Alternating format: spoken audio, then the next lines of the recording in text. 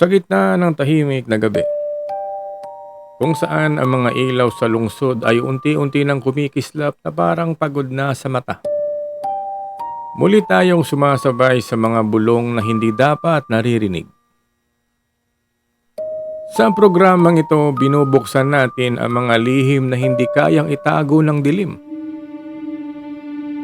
Mga liham na hindi na dapat sana umabot sa ating pang mga kamay. Sa paglipas ng oras ngayong gabi, isa na namang kwento ang ating babasahin. Isang kwento hindi basta-basta inihahain sa liwanag ng araw, kundi mas angkop sa pagitan ng 2:00 hanggang 3:00 ng madaling araw, kung kailan ang katahimikan ay may sariling tinig. Ang liham na ito ay pinadala mula sa isang hindi nagpakilalang tagapakinig. Walang pangalan ang inilagay. Tanging pahayag lamang na nagsasabing kailangan itong marinig ng kahit sino, kahit pa sa huli na ang lahat. Nagsimula ang liham sa ganito. Ito ay nakatira sa isang lumang apartment sa dulo ng isang tahimik na eskinita sa lungsod ng Maynila. Hindi ito bago, hindi rin maayos. Pero iyon lamang ang kaya ng aking sweldo bilang call center agent sa night shift. Ang gusali ay may 4 na palapag.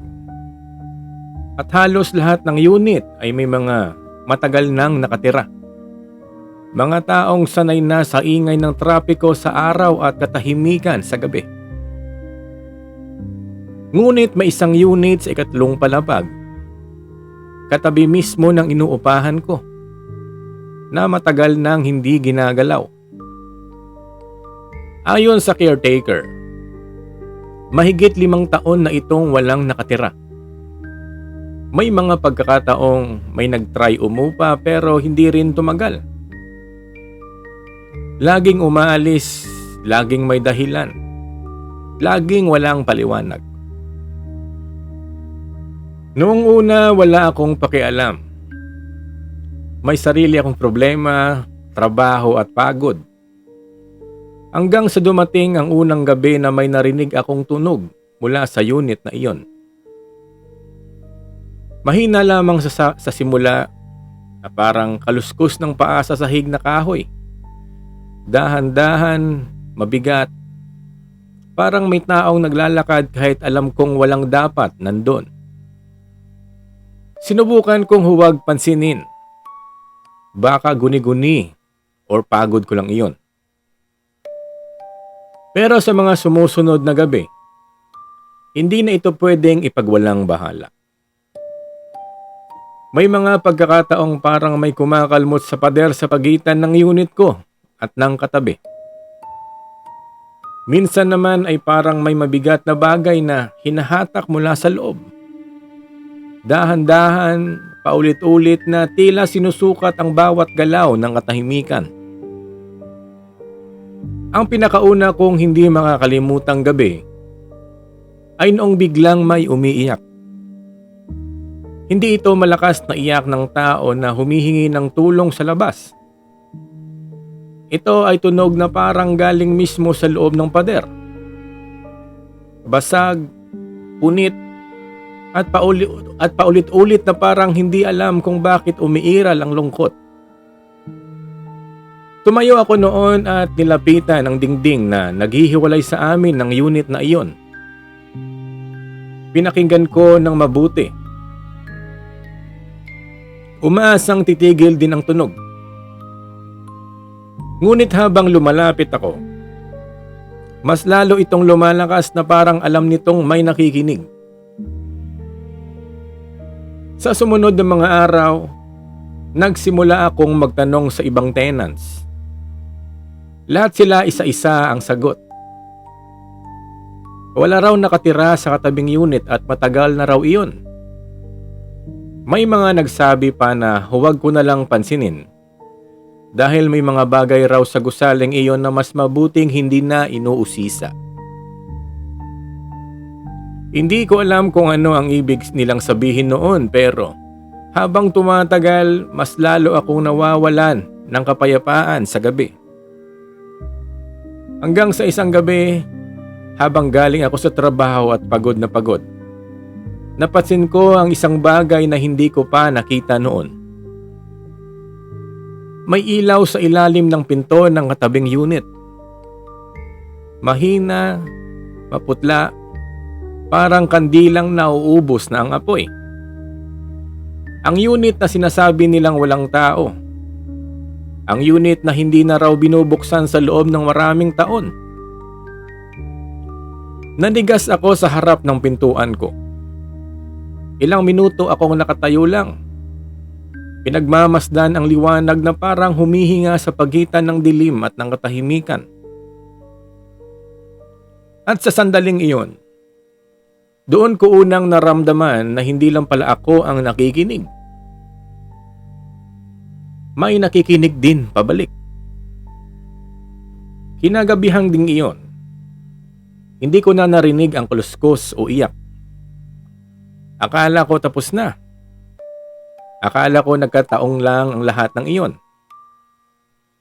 Pero bandang 3:00 ng madaling araw, may kumatok sa pader sa pagitan ng aming mga unit. 3 dahan-dahang katok. Tila sinusukat kung gising pa ba ako. At bago pa ako nakagalaw, narinig ko ang pinakaunang malinaw na tunog mula sa kabila. Hindi iyak, hindi kaluskos, kundi tunog ng isang bagay na dahan-dahang bumabangon mula sa sahig. Parang matagal nang nakahiga at ngayon lang muling nagising. At sa pagitan ng dingding may malamig na hangin na biglang pumasok sa kwarto ko. Kahit nakasarado ang lahat. Sa huling linya ng liham isinulat niya na nanginginig ang kamay ayon sa kanya. Kung totoo ngang walang nakatira sa kabilang unit, sino ang palaging umiiyak sa tuwing gabi? At bakit pakiramdam ko unti-unti na akong tinatawag pabalik sa loob nito?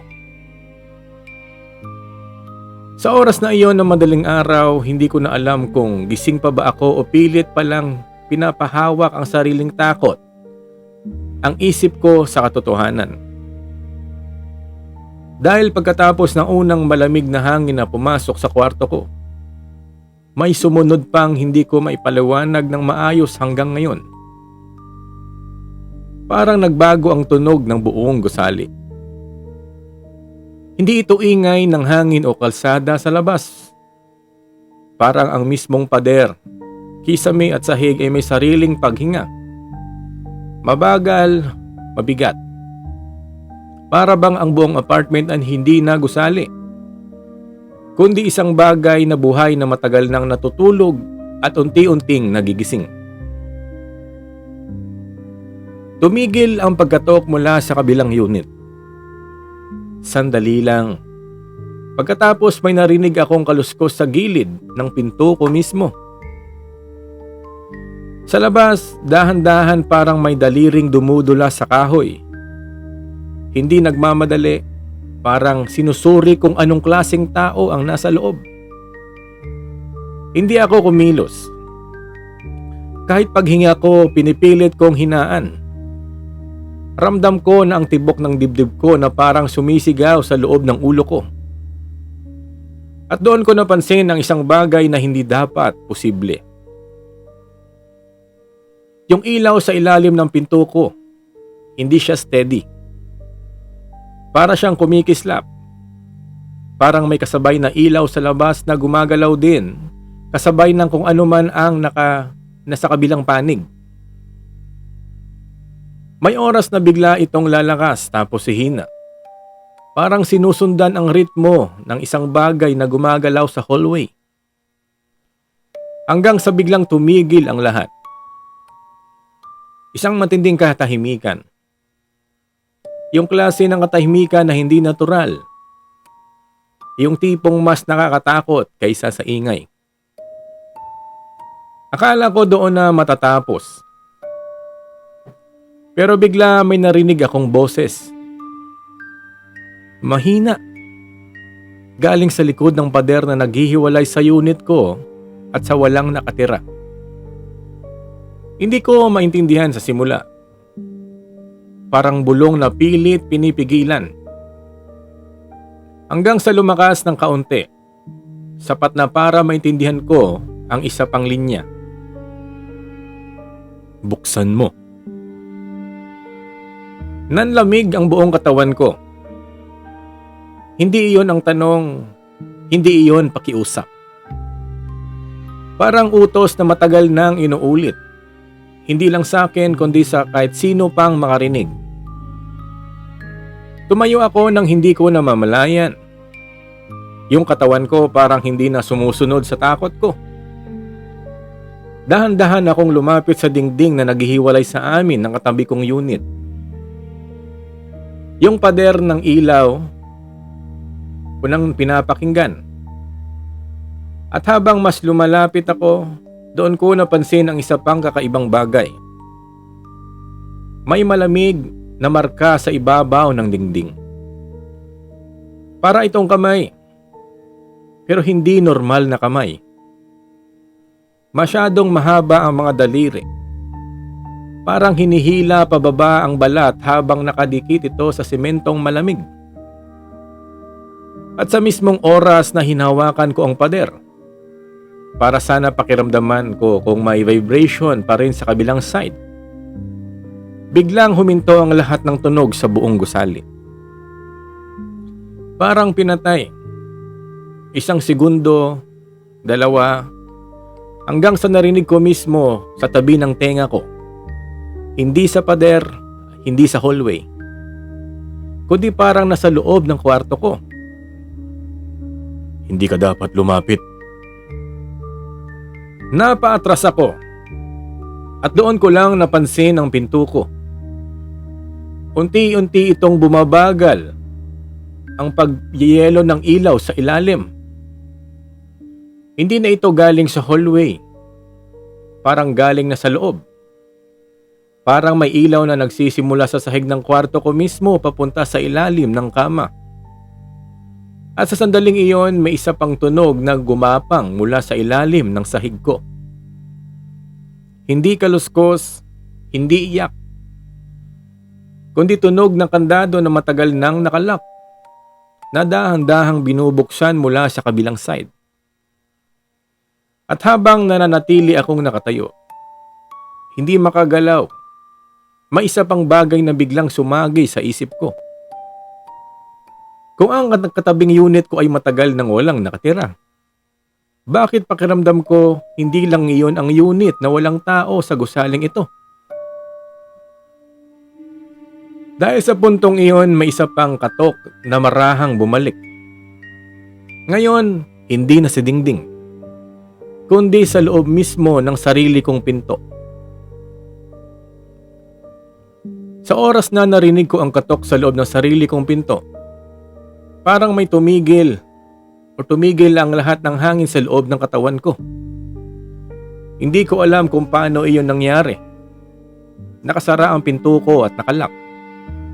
Walang paraan para may makapasok. Pero malinaw ang tunog. Hindi ito guni-guni. Hindi hangin, hindi sirang kahoy. Isa itong katok na mabagal, sinusukat. Parang may tao nakikinig kung gising pa ba ako o bago ituloy ang susunod na galaw. At kasabay noon napansin ko na ang ilang ilaw sa ilalim ng pinto ko ay hindi na nagmumula sa hallway. Ngayon ito ay gumagapang mula sa loob ng kwarto ko. Mabagal, parang likidong liwanag na kumakalat sa sahig, papalapit sa ilalim ng kama ko. Humakbang ako pabalik pero kahit saan ako tumingin, parang ang buong silid ay masikip na ngayon. Parang lumiit ang espasyo at parang may hangin mismo ay nakikinig. Mula sa dingding ng gilid ko, yung dating katabing unit, may narinig akong kaluskos ulit. Pero iba na. Hindi na parang may tao sa loob. Parang may gumagalaw sa pagitan ng pader. Sa loob mismo ng pagitan ng mga hollow na parte ng gusali. At doon ko naramdaman ang pinakakaibang bagay. Yung pader na katabi ko, malamig na ngayon. Hindi normal na lamig ng gabi. Kundi lamig na parang may isang bagay na matagal nang nakadikit sa loob nito. At ngayon lang muling humihinga. Biglang may maharang paggalaw sa ilalim ng kama ko. Isang beses, parang may humahawak sa frame. Hindi ako sumigaw, hindi ako nakagalaw. Dahil sa puntong iyon, may narinig akong boses ulit. Mas malinaw na ngayon, hindi na bulong. Hindi mo na dapat pinakinggan. Kasabay ng mga salitang iyon, biglang sumabog ang tunog ng mga kandado sa buong hallway. Isa-isa mula sa pinto ng ibang unit. Parang lahat na nakasarang unit sa buong floor ay sabay-sabay na binuksan mula sa loob. Pero ang nakakatakot, walang tao sa labas. Walang naglalakad, walang kilos. Pero lahat ng pinto ay may parang sariling kamay na bumubukas. At sa bawat pag-click ng lock, narinig ko rin ang parehong tunog sa loob ng kwarto ko. Parang may sabay na sistema. Parang konektado ang lahat. Hanggang sa biglang tumigil ang lahat ng ingay. At sa katahimikan na sumunod, naramdaman ko ang pinakamabigat na presensya mula sa likod ko. Hindi ko na kailangang lumingon para malaman. May tao na sa loob ng kwarto ko. Hindi pumasok sa pinto, hindi dumaan sa bintana. Parang nandan na siya mula pa kanina. At ngayon lang siya nagdesisyong magpakita. At sa sandaling iyon, narinig ko ang pinakaunang malinaw na paghinga sa likod ko. Mabagal, basag, parang matagal nang hindi humihinga ng tama. At sa tabi ng tenga ko, isang malamig na hangin ang dumampi. Kasabay ng huling bulong na halos hindi na tao ang tunog. Sa wakas, nabuksan mo rin. At doon nagtapos ang kuryente ng buong gusali. Ngunit hindi ako nawalan ng ilaw. Dahil sa huling sandali bago ko tuluyang lamunin ng dilim, nakita ko ang pader sa harap ko. At ngayon may pinto na doon. Isang pinto na wala roon kahapon. Isang pinto na mukhang matagal nang ginagamit at dahan-dahan itong bumubukas mula sa loob. Sa sandaling bumukas ang pintong hindi ko kailanman nakita sa loob ng pader. Parang may pumutol sa huling hibla ng normal na realidad na hawak ko pa. Hindi na ito simpleng takot. Ibang uri na ito ng pagkakilala. Yung pakiramdam na may bagay na matagal ka nang pinagmamasdan at ngayon lang pumapayag na ipakita ang sarili nito ng buo. Mula sa loob ng bukas na pinto sa pader, walang liwanag na lumabas. Kabaliktaran pa nga. Parang sinisip-sip nito ang natitirang ilaw sa kwarto ko. Yung ilaw na dapat sana galing sa labas o sa memorya ng normal na mundo. Unti-unting nawawala habang mas lumalawak ang siwang. At doon ko narinig muli ang paghinga sa likod ko. Mas malapit na ngayon. Hindi na ito simpleng presensya. Parang nakatayo na ito sa mismong anino ko. Hindi ako makagalaw at hindi dahil sa hindi ko kaya, kundi parang ayaw na ng katawan ko na sumuway sa mga nangyayari. Parang may bahagi sa isip ko na unti-unti nang tinatanggap na wala akong kontrol. Sa harap ko, sa loob ng pader, na ayon sa may pinto, may gumalaw. Hindi mabilis, hindi agresibo. Pero parang maingat, parang may lumalabas na matagal nang nakakulong at sinusukat pa ang hangin sa labas bago tuluyang humakbang. Isang tunog ng paa na lumabas mula doon. Dahan-dahan, tapos isa pa. At sa bawat hakbang, parang nagiging mas malinaw ang anyo ng dilim sa loob ng pinto. Hindi ko pa rin makita ang mukha pero ramdam mong may hugis ito. May bigat. May edad. May karanasang hindi dapat dala ng kahit sinong buhay. Sa likod ko, naramdaman ko ang lamig na dulo ng isang daliri na dahang-dahang dumadampi sa balikat ko. Hindi ito biglaan. Hindi rin marahas. Para siyang pamilyar. Parang matagal na akong hinahawakan nito noon pa. At ngayon lang muling pinapaalala. Hindi ka dapat umalis sa unit mo. Ang boses ay hindi simpleng bulong. Parang sabay na nagmumula sa likod ko at sa loob ng pader na bukas sa harap ko. Parang iisa lang siya. Parang walang talagang dalawang presensya. At sa sandaling iyon, bigla nang nag-flash sa isip ko ang lahat ng sinabi ng caretaker noon tungkol sa gusali. Hindi niya sinabing walang nakatira. Ang sinabi niya, may mga unit dito na hindi na talaga lumalabas. Hindi ako nakapagsalita. Pero sa loob ng pinto ng pader, unti-unti nang lumalabas ang isang imahe. Hindi pa buong katawan, kundi parang silhouette na unti-unting naaalala kung paano maging buo. At habang mas tumatagal, mas lalo kong napapansin ang isang nakakatakot na detalye. Ang hugis nito ay hindi papalapit sa akin. Hindi rin ito lumalabas para makalabas. Parang sinusundo ako. Parang ako ang inaasahan nitong bahagi na matagal nang nawawala. At sa likod ko, lumakas ang paghinga. Isang malamig na hininga na dumampi sa batok ko. Tapos isang huling bulong na halos naging diretsyong pahayag na.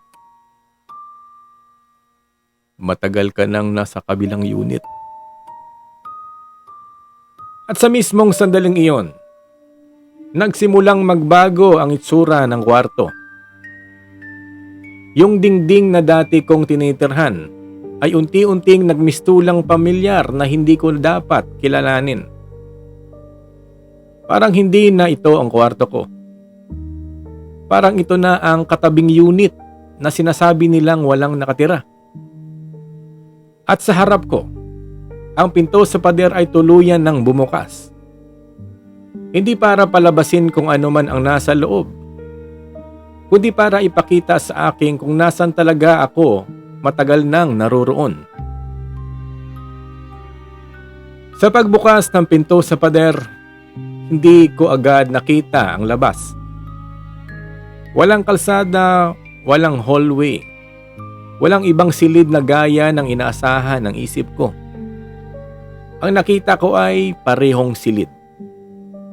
Parehong sukat, parehong dingding, parehong kisame, pero may mali. May mali sa paraan ng pagkakaayos. Parang salamin na hindi tama ang pagkakakopya ng orihinal. Yung mga detalye bahagyang nakalipat ng pwesto ang ilaw. Bahagyang baluktot ang linya ng sahig. At ang hangin mas mabigat doon sa loob. Parang dalawang bersyon ng isang kwarto ang magkatapat. At sa pagitan nila, ako. Sa likod ko naroon pa rin ang presensya. Hindi na ito gumagalaw. Hindi na rin humihinga ng malakas. Parang nagmamasid na lamang na parang matagal na nitong hinihintay ang sandaling ito na hindi na ako tatakbo. At sa harap ko, sa loob ng kabilang silid, unti-unting lumalakas ang anyo kung anumang lumalabas mula sa pinto. Ngayon mas malinaw na. Hindi ito mukhang halimaw. Hindi rin tao sa normal na kahulugan. Parang tao na matagal nang nawala sa sarili niyang anyo. At ngayon lang muling binubuo ng mga parte ng alaala kung paano maging buhay. At habang tumatagal, mas lalo kong nakikita ang isang bagay na hindi ko dapat nakikita. Ang postura, ang galaw. Parang ako. Pero hindi ako sa kasalukuyan. Ako sa mas matagal ng panahon. Isang bersyon ko na mukhang pagod na pagod sa paulit-ulit na pagbalik sa parihong lugar. Biglang sumakit ang ulo ko. Hindi pisikal na sakit lang. Parang may pilit na pinapasok sa isip ko na hindi ko gustong tanggapin. Mga tunog, mga ngabing hindi ko maalala. Mga pader na paulit-ulit kong pinapakinggan. At isang katotohanan na unti-unting bumabalot sa bawat alaala ko. Hindi ito ang unang beses. Hindi ito ang unang apartment. Hindi ito ang unang gabi na may katabing unit. At sa bawat paglipat ko, laging may pinto sa pader na biglang nagbubukas kapag huli na ang lahat. Sa likod ko, naramdaman ko ang dahang-dahang paghigpit ng malamig na kamay sa balikat ko. Hindi na ito nagbabantay. Parang umaayon na. Natapos mo na ang unit?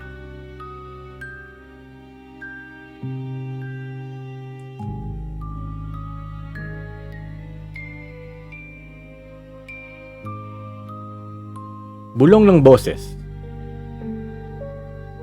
Pero babalik ka pa rin. Sa harap ko, ang bersyon ko sa loob ng pinto ay nakatigil na.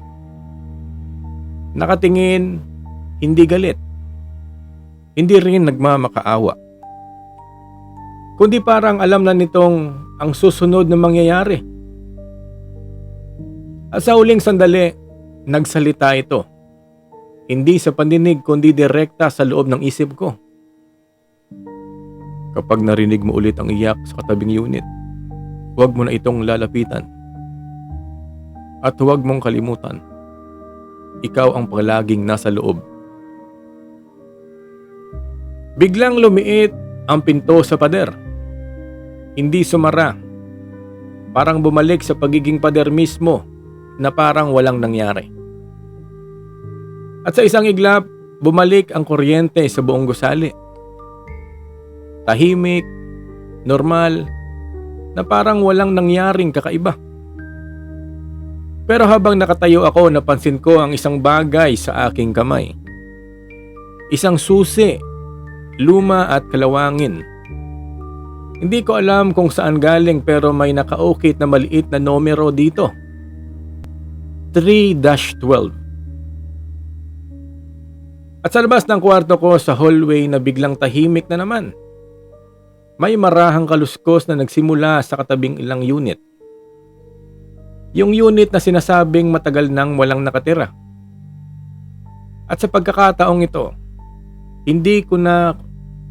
alam ko lang kung anong ibig sabihin ng pag-iyak na maririnig mo sa ganong katahimikan.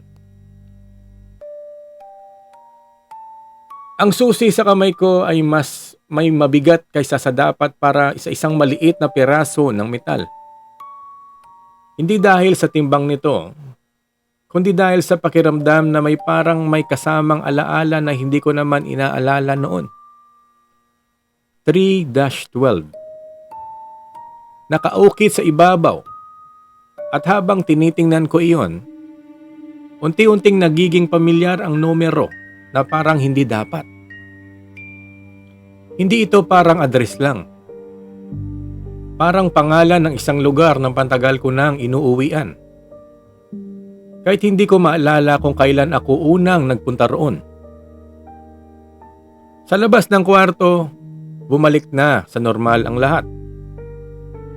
Ang ilaw ng hallway, ang tunog ng lungsod sa malayo, ang karaniwang katahimikan ng gusaling parang walang nangyari. Pero ang katahimikang iyon ngayon ay hindi na kapanatagan, kundi parang pagtatakip. May parang may pilit na binabalik sa ayos ang isang bagay na kanina lang nabuksan. Dahan-dahan akong lumabas ng kwarto. Walang nakasalubong, walang ingay mula sa ibang unit. Ngunit habang naglalakad ako sa pasilyo, napapansin ko ang isang detalye na hindi ko napapansin noon. Ang bawat pinto ay may maliit na numero. At habang binabasa ko ang mga ito, parang may mali sa pagbibilang ko ng sarili kong hakbang. Parang ang direksyon ko ay hindi na pababa o pataas ng palabag. Parang paikot, parang bumabalik. Hanggang sa huminto ako sa harap ng isa pang pinto. Hindi dahil may nag-uutos sa akin, kundi dahil alam ng katawan ko na dito dapat ako huminto. Nakaukit sa gilid ng pinto ang parehong numero na nasa susi ko. 3-12. Walang karatula na nasasabing walang nakatira. Walang palatandaan ng 5 taon ng abandonment na sinasabi noon. Normal itong pinto gaya ng lahat ng pinto sa gusali. Pero ang paligid nito ay masyadong tahimik. Parang lahat ng tunog ng gusali ay umiiwas dito. Habang papalapit ang kamay ko sa siradura, naramdaman ko ang malamig na presensya sa likod ko. Hindi na ito nagtatago. Hindi na rin ito humahabol. Nasa tamang lugar lang ito. At sa sandaling hinahawakan ko ang pinto, may biglang pagbalik ng tunog sa isip ko na hindi galing sa labas. Isang iyak, mahina, paulit-ulit. Parang nanggagaling sa likod ng dingding, sa pagitan ng alaala at ng kasalukuyan. At sa unang pagkakataon, hindi ko na ito itinuring na kakaiba, kundi pamilyar. Dahan-dahan kong binuksan ang pinto at sa loob, hindi ito mukhang bagong kwarto. Hindi rin mukhang luma. Mukha itong kwarto na matagal nang may nakatira, pero matagal na rin hindi umaalis ang oras dito. May kama, may ilaw, may dingding na pamilyar sa bawat sulok ng paningin ko. At sa gilid ng silid, may isang katahimikan na mas mabigat kaysa sa kahit anong ingay. Habang tumatagal akong nakatayo roon, unti-unting bumabalik ang mga bagay na hindi sinadyang kalimutan.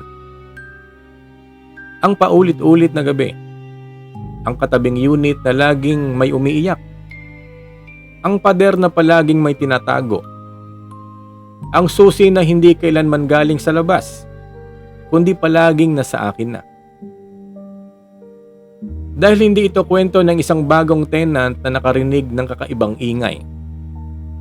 Ito ay kwento ng isang taong paulit-ulit na bumabalik sa parehong unit, sa parehong pader, sa parehong gabing hindi nagtatapos. Ang iyak mula sa katabing unit ay hindi naririnig bilang galing sa iba, kundi bilang tunog na nagmumula sa likod ng sariling isip, sa bahaging matagal nang nakasara. At sa huling sandali, bago tuluyang maging malinaw ang lahat, isa lang ang naiwang katotohanan na hindi na kayang takasan. Walang katabing unit na hindi buhay. Dahil lahat ng unit dito ay isa lang ang nilalaman.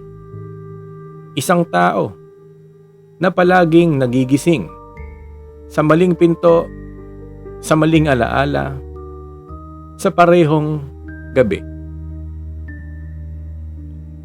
Sa pagwawakas ng gabing ito, kung naramdaman nyo ang bigat ng katahimikan na parang nakikinig sa pagitan ng mga dingding, tandaan nyo na hindi lahat ng kwento ay tapos sa pagsara ng ilaw.